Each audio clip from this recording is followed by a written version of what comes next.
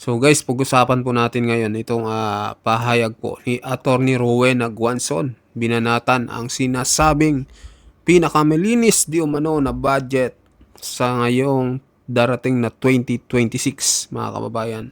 So ito na, panoorin nyo kung paano banatan ni Attorney Rowen Aguanson itong sinasabi ng administrasyon ni BBM na pinakamalinis daw di umano ito. Totoo kaya ito mga kababayan? Baka ibig nilang sabihin wala na daw pork barrel. Kahit sabihin mong malinis ang budget, madudumi naman yung nag implement Ganun pa rin. Opo. Di ba? Kung magnanakaw pa rin dyan sa DPWH, Opo. Attorney, meron... saka sa Department of Agriculture, wala rin. Ang ibig nilang sabihin siguro, dahil na-minimize nila yung pork barrel, pero hidden. Sinasabi ni Senator Amy Marcos, yung pork barrel nila, hindi halatang baboy kasi giniling.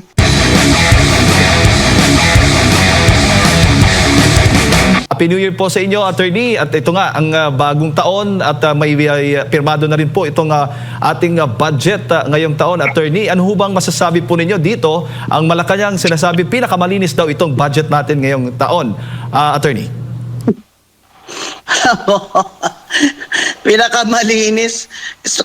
Meron bang, if there's such a thing as pinakamalinis na budget, baka ibig nilang sabihin wala na daw pork barrel.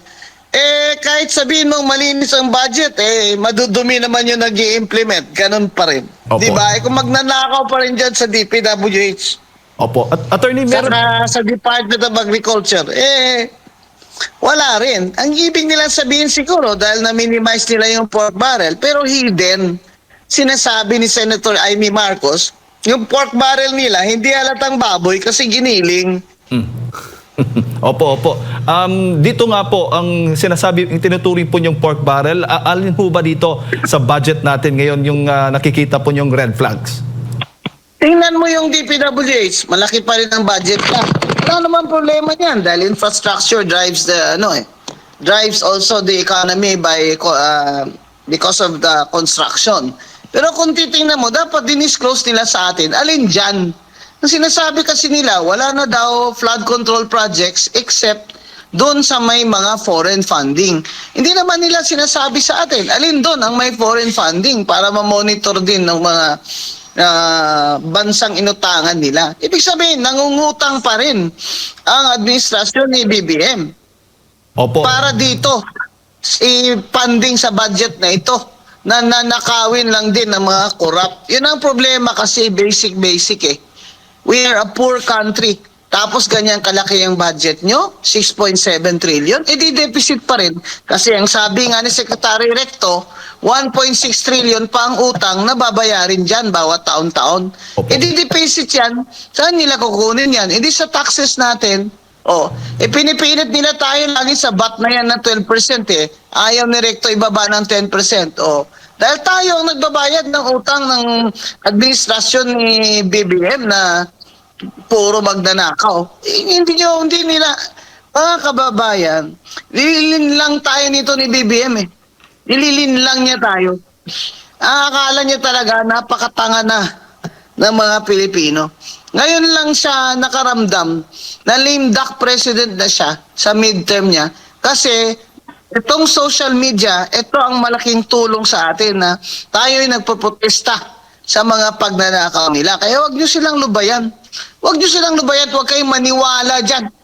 Nasabi nila, this is the cleanest budget. Niwala ako sa inyo.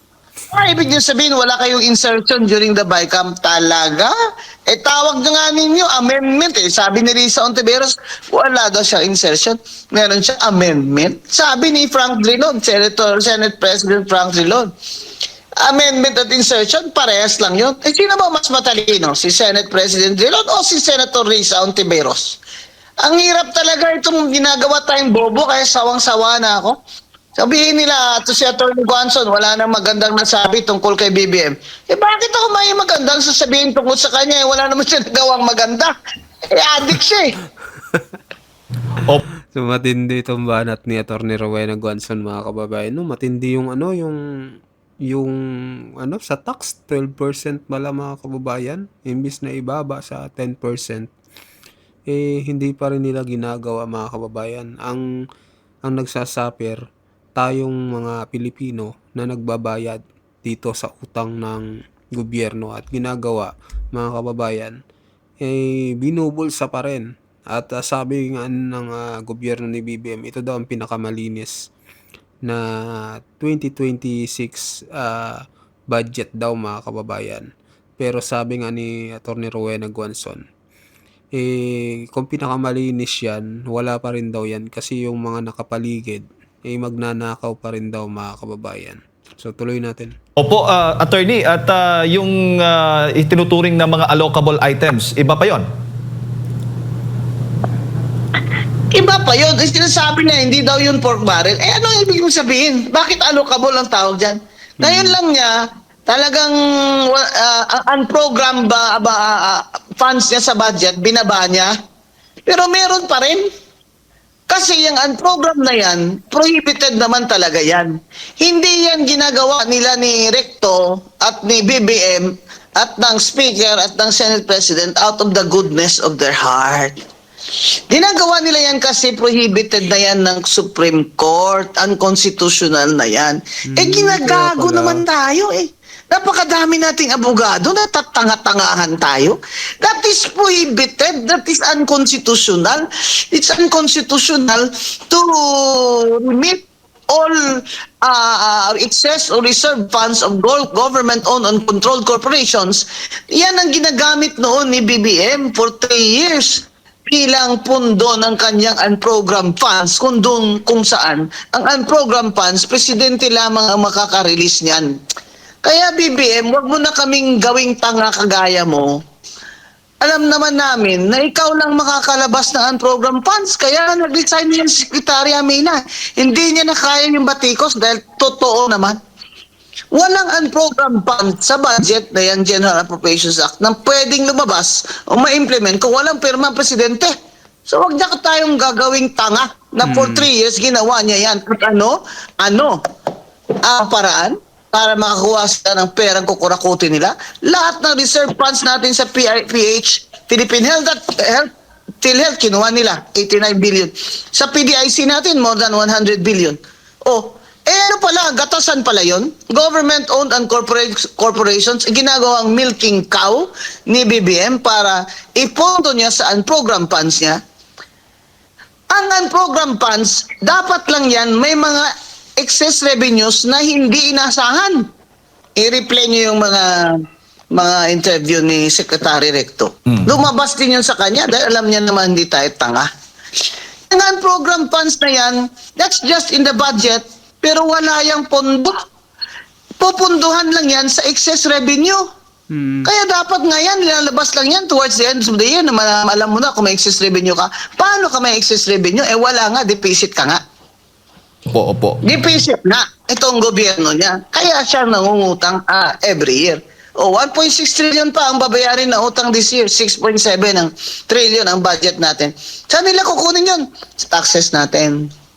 Sa taxes natin, lalo na yung 12% VAT na pahirap sa mga mahihirap. Opo. Yan ang mga kababayan. Ito, bagong taon nito, nagmamalinis si BBM at si Recto. Huwag kayong maniniwala dyan.